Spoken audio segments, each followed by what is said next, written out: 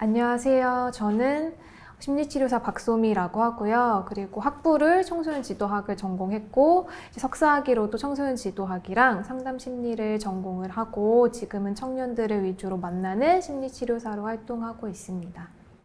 지금은 제가 청년들 위주로 상담을 하고 있어요. 그래서 중학생부터 이제 대학생들 위주로 주로 상담을 하고 있고 강점에 대한 거나 그리고 그 친구들이 하고 있는 고민을 위주로 개인 상담을 프리랜서로 하고 있고요. 제가 주로 하고 있는 일이 사실 조현병 언니들을 만나는 일이에요. 그래서 그 언니들이랑 매주 한 번씩 집단 상담을 하고 있고 그리고 자주 만나기도 해요. 그래서 만나서 어떤 상황인지 지금 약물에 대한 후유증은 없는지 그리고 어떤 환청과 환시 때문에 힘든지를 계속 점검하고 있는 일을 하고 있습니다. 우선 조현의 의미가 현악기를 조현하다, 조율하다라는 의미를 가지거든요. 그래서 조현의 의미는 사실 어떤 줄을 고르는 의미가 되는 거죠. 근데 우리가 일상생활에서 사실 나 정신줄 났어 라는 말을 굉장히 쉽게 사용하는데 그게 사실 굉장히 의미 있는 말이에요. 우리 뇌의 어떤 신경의 한 부분을 놓는다라는 의미와 굉장히 일맥상통하는 부분이기 때문에 사실 조현병 환자들은 어떤 신경에 의해서 뇌의 한 부분을 좀 사용이 어려운 사람들이 그런 병을 가지게 되고 환청과 환시, 그다음 망상, 둔마된 정서들로 그 여러 가지 증상들이 나타나고 있는 병입니다. 조현병은 사람들이 생각할 때 살인과 굉장히 많이 엮여 있는 질병이에요. 저희가 뉴스에서 볼 때 이제 조현병 환자가 어떤 묻지마 살인을 했다든지 가족 내에 누구를 죽였다는지 라는 이런 좀 과격하고 심각한 뉴스로 아마 조현병을 많이 보셨을 텐데 사실 조현병 이제 가진 분들의 0.01% 정도가 될까요? 굉장히 일반인의 5분의 1 정도밖에 되지 않는 환자들이 이제 그런 심각한 범죄를 저지르는 것으로 나와 있어요. 낮은 사실 범죄율을 가지고 있지만 이제 그분들이 어떤 일을 저질렀을 때 뉴스에서 굉장히 많이 나오고 또 그것이 부각되어 나오다 보니까 이제 조현병 환자 하면 마치 꼭 살인을 저지를 수 있는 위험 질병을 가진 사람들로만 이제 부각이 되어버린 거죠. 사실 어느 정도의 위험성은 있지만 굉장히 낮은 비율의 사람들 그리고 관리되지 못한 부분에 있어서 그 소홀함 때문에 발생하는 건데 이제 많은 사람들이 느끼기에는 그 사람들은 그런 범죄자라고 인식될 수밖에 없는 좀 그런 사회가 된 것 같아서 저는 그 부분이 굉장히 아쉬워요.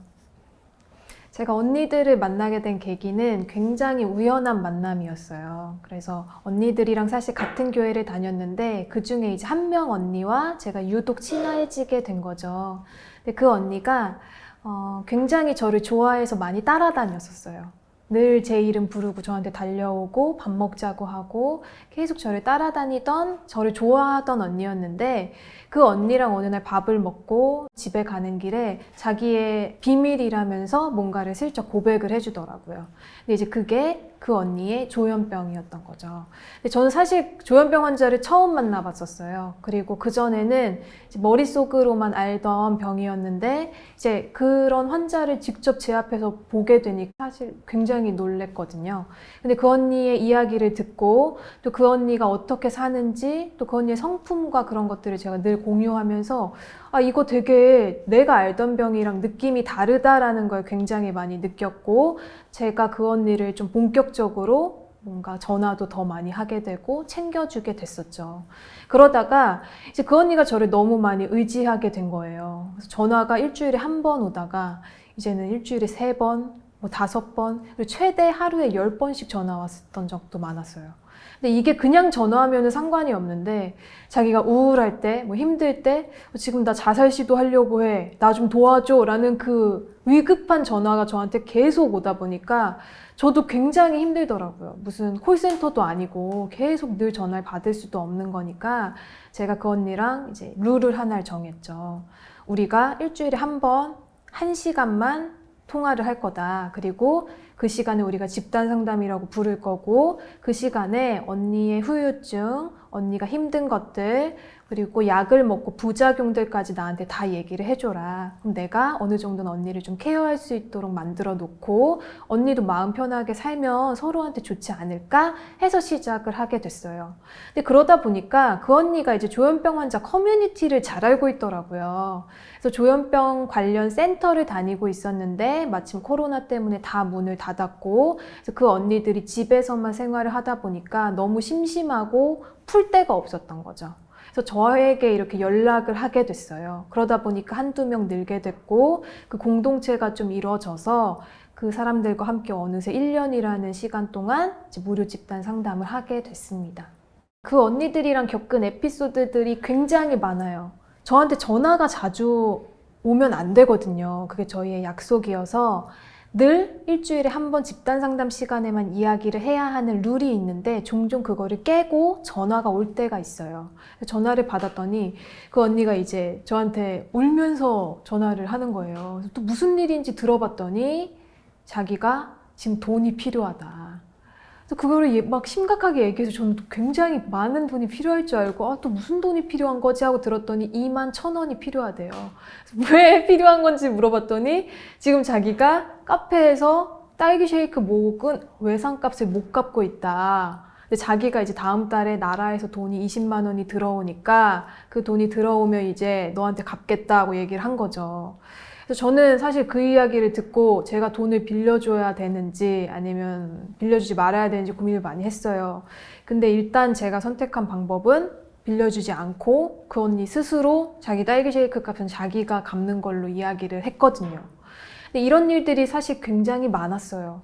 뭐 밀크쉐이크도 먹고 딸기 쉐이크도 먹고 어디서 케이크를 먹고 와서 그냥 저한테 돈을 빌려달라고 하고 아니면 그 집단에 있는 다른 언니들에게 돈을 빌려달라고 하는 상황이 돼서 아예 우리 집단에서는 돈 거래는 없다 뭐 이런 규칙도 새로 만들고 저도 절대 일절 돈을 빌려주지 않는 교육을 엄청 시켰어요.